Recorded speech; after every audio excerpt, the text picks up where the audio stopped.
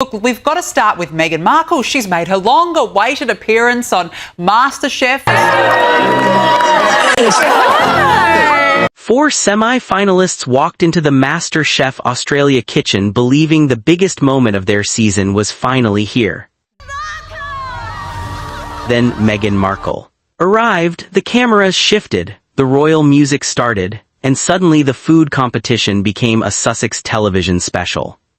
Nothing but drama and toxicity follows this woman everywhere, but even Meghan could not hold the spotlight for the full episode, because right in the middle of judging a contestant's deeply personal dish, the studio announced that a phone call had come through. The tasting stopped, the judges turned. Meghan smiled toward the side of the set, and Prince Harry appeared on FaceTime. Surprise video call from her husband, Prince Harry. Have a look at this. We've had a phone call to the studio. Hi, my love. Hi, my husband's here. This was supposed to be a cooking competition moment. Instead, it became something else entirely. Prince Harry's video call was presented as a surprise, a spontaneous little interruption, a sweet, unscripted cameo in the middle of Meghan Markle's guest appearance on MasterChef Australia. But come on, the timing was too perfect. The camera coverage was too clean. The reaction shots were too ready.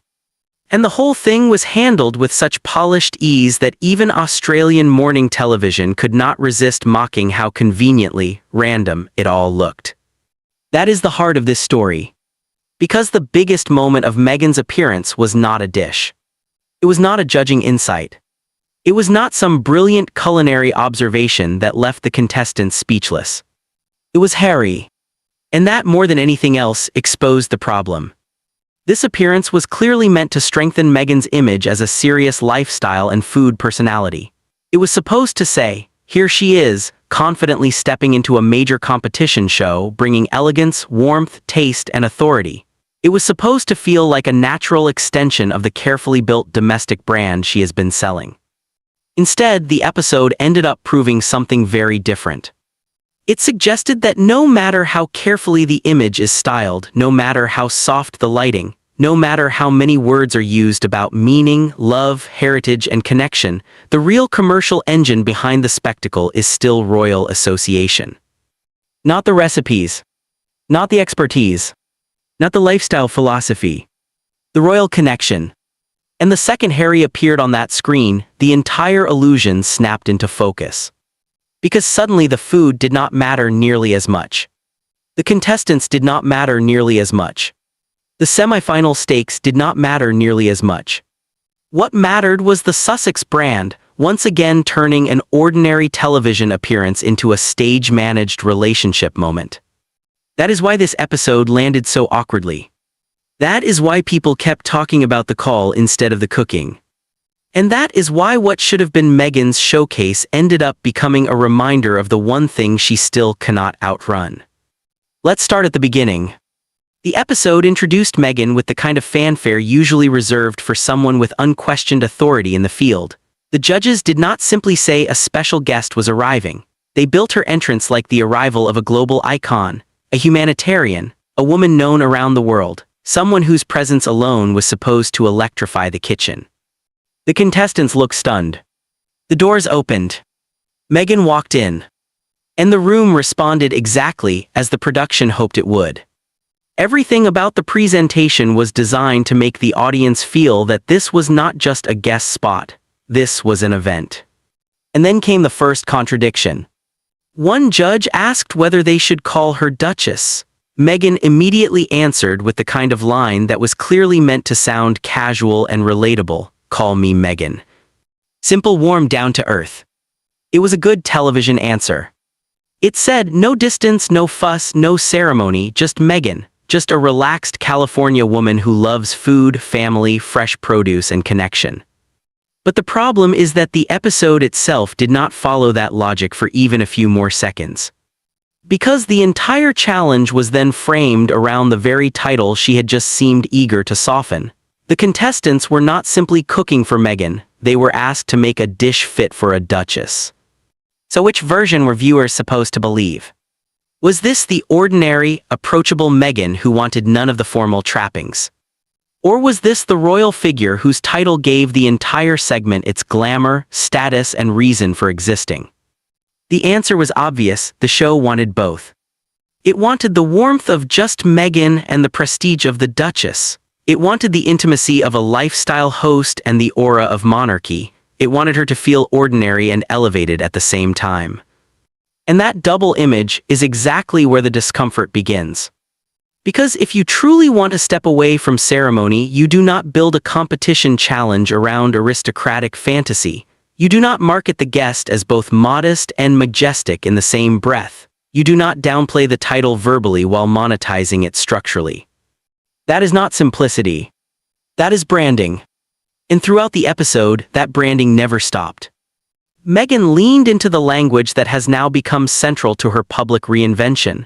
Food as love language, cooking as connection, meals as memory, seasonal produce, fresh ingredients, family traditions, emotional meaning, nourishment as care. On paper, that all sounds lovely. In a lifestyle series, it makes sense. In a cookbook introduction, it works. In a soft-focus home entertaining segment, it fits perfectly. But this was not that. This was a competitive semifinal. Contestants were fighting for immunity and momentum at a crucial stage of the show. They needed sharp direction, real feedback, useful observations, and evidence that the guest in front of them was contributing something more than mood. What they mostly got were beautifully packaged sentiments. Cook from the heart. Tell a story. Make it meaningful. Have fun. Find connection. Again, none of those lines are offensive. In fact, they are pleasant. But pleasant is not the same thing as insightful. And when people are standing under pressure, trying to balance flavor, texture, timing, technique, and presentation, inspirational phrasing can start to sound suspiciously like a substitute for expertise. That was another major weakness of the episode. The show kept positioning Meghan as a source of culinary wisdom, but the substance often felt broad rather than specific. The regular judges still seemed to be doing the serious technical work. They were the ones bringing the actual competition logic. Meghan, by contrast, often felt more like the face of the moment than the authority behind it. And that distinction matters. Because the entire premise depends on viewers believing she belongs there for more than symbolism. If the guest is presented as the emotional center of the challenge but not the clearest source of culinary judgment, then the whole exercise starts looking less like competition television and more like image curation. Even the staging reinforced that impression. At one point, Meghan personally moved from station to tell each contestant that 30 minutes remained. Think about that for a moment. In most competition shows, a single announcement to the room would be enough. Efficient. Practical, done. Here, the same message was delivered one person at a time, creating multiple mini-interactions, multiple grateful responses, multiple opportunities for the camera to follow her through the kitchen. Was that useful? Barely. Was it televisual? Absolutely. And that is the recurring pattern throughout the episode, moments that function less as judging and more as choreography. The ingredient table told a similar story. Meghan introduced seasonal produce, lemons, honey, macadamias, Brussels sprouts, and other items that supported the image the episode wanted to project. Fresh, tasteful, wholesome, elegant, domestic. Then came the kind of detail these productions love. A little household anecdote, a small personal note, one of those carefully placed glimpses into real life that feels engineered to spread in promo clips. Not because it is informative, but because it is brand compatible. And viewers noticed. Long before the full episode had settled into public memory, people were already picking apart those promo moments. The edible flowers, the polished smiles, the repeated emotional language, the curated domestic details. To supporters, it was harmless. To critics, it looked performative. But whichever side you fall on, the reaction exposed something important. Audiences have become highly sensitive to packaging. They know when they are being asked not just to watch a guest, but to admire one. That is where the pre-show controversy also becomes relevant. There had been reports before broadcast that Meghan's team had objected to language around royalty in promotional framing. Her side later pushed back on suggestions of major conflict and said she had a wonderful time with the judges and contestants. The final episode certainly did not show open hostility. Everyone smiled. Everyone praised her. Everyone appeared warm and gracious. And that, oddly enough, made the earlier dispute feel even stranger. Because the show itself was absolutely drenched in royal framing, it could build a challenge around a duchess. It could introduce her with ceremonial fanfare. It could turn the entire atmosphere into a polite celebration of status. Yet somehow, according to those reports, one playful word elsewhere was allegedly a problem. Maybe some of those claims were exaggerated. Maybe the off-camera dynamics were overblown. That is possible. But what the final cut undeniably showed was a tightly managed presentation in which every rough edge had been smoothed away. If anything awkward happened, viewers were not invited to see it. And maybe that is precisely why the final result still produced backlash. Not because it revealed a scandal. Not because it showed open conflict. But because it felt overmanaged. Too polished. Too eager. Too careful in what it wanted the audience to conclude. And then came the moment that blew the whole thing open. The tasting should have been where the contestants reclaimed the episode. The cooking was done. The clock had stopped. The plates were ready. Now the focus should have shifted fully to flavor, execution, risk, and the personal stories the contestants had been encouraged to bring into their food. One contestant, Aaron, had built his dish around memories of his grandmother. It was exactly the kind of emotional connection Meghan had said she valued. This should have been the point where the show rewarded the contestants' narrative and craftsmanship. Instead, the phone rang. A production voice announced a call to the studio. Meghan turned, greeted Harry affectionately, and the entire room pivoted. Judges, contestants, cameras, energy, all of it moved instantly away from the food and onto the call. That is the moment this stopped being a cooking segment and became something much closer to a PR tableau. Because let's be honest, even if the call really was unexpected, the way it was presented made it look anything but accidental. The production had the framing, the audio was clean, the reactions were caught, the interruption was absorbed seamlessly. Harry asked if he was interrupting something, which ironically only highlighted the absurdity of the situation. Yes, he was. They were in the middle of judging a semi-final dish. If it was private, it could have waited. If it was urgent, it would not have become a light on-air exchange. If it was spontaneous, it was astonishingly convenient television. Can anyone outside production prove exactly how it happened? No. But viewers do not need proof to notice presentation, and the presentation told its own story. Even mainstream Australian television reacted with sarcasm, not some fringe commentator, not some deeply invested royal critic digging through gossip. Mainstream presenters looking at the footage and openly joking about what an incredible coincidence it was that the cameras happened to be there for that perfectly timed little moment. That matters. Because once ordinary television coverage starts treating your surprise as suspiciously neat, the issue is no longer internet conspiracy. The issue is that the staging has become too obvious. And the consequences inside the episode were immediate.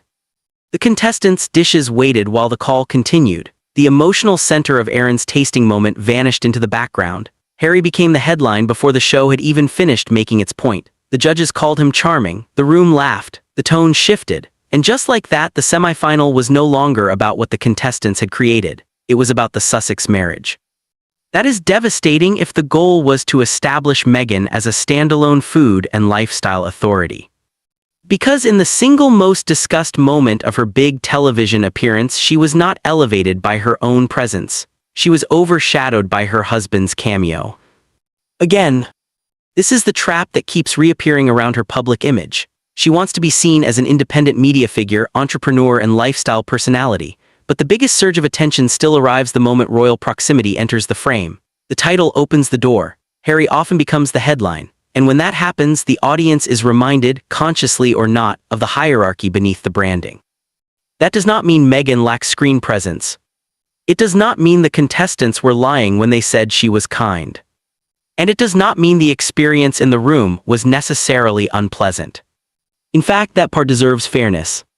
Contestants who were actually there spoke positively about her. They said she was warm, calming, genuine, interested in their food, and confident on camera. One said she spoke intelligently about the dishes.